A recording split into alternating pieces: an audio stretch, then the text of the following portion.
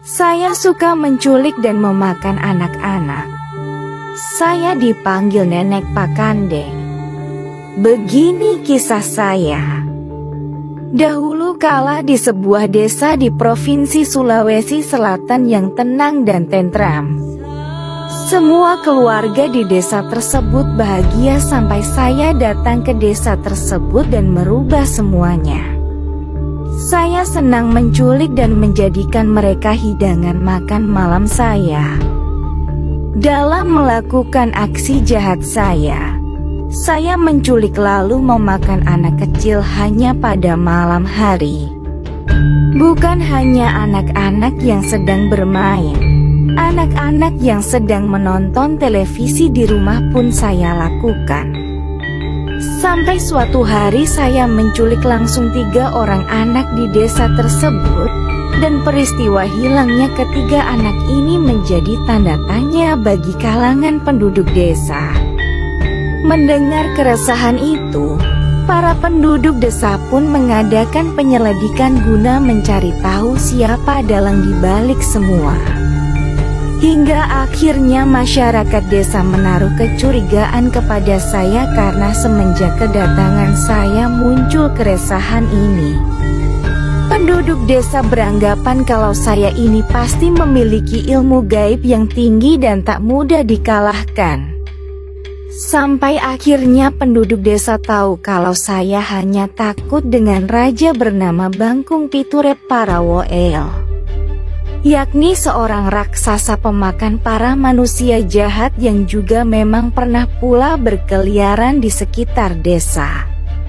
Sampai salah satu penduduk desa memiliki ide untuk menjebak saya dengan membuat rangkaian bahan yang disusun menyerupai raksasa Raja Bangkung Piturep Parawoel. Malam pun tiba, tanpa menaruh kecurigaan sama sekali, saya melakukan aksi saya untuk menculik anak-anak yang ada di desa itu.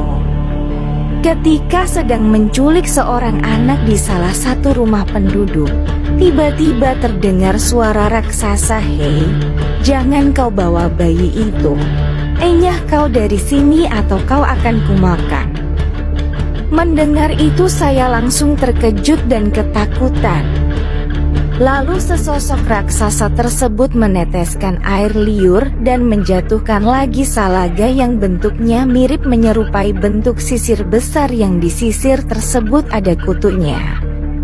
Saya langsung berlari ketakutan karena saya mengira itu adalah Raja Bangkung Piturep Parawoel yang saya takuti.